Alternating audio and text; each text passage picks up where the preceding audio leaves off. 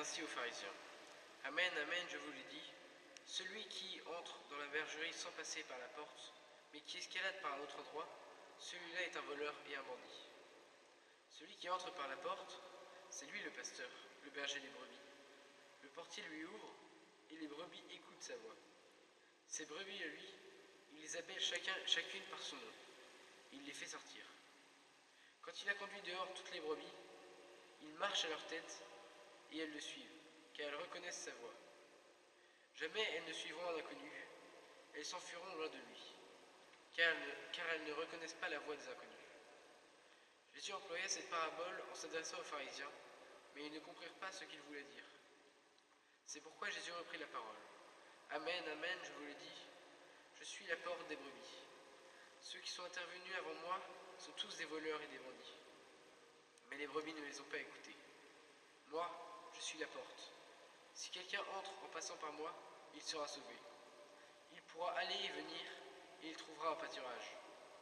Le voleur ne vient que pour voler, égorger et détruire.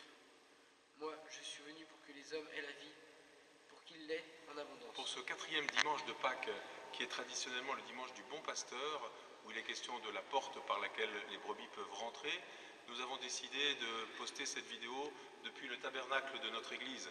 Non pas seulement parce qu'il y a une porte dans ce tabernacle, mais parce qu'il est vraiment le lieu de la présence aimante du Christ, ce bon pasteur qui rassemble son assemblée dans l'église, mais qui la rassemble aussi tout autour de lui partout, dans la ville, dans les rues, dans les champs, dans les camps. Il est le bon pasteur.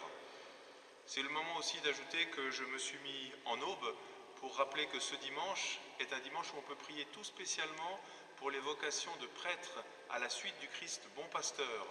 Je suis certain que dans vos unités, dans vos familles, vous avez le souci de ces vocations sacerdotales.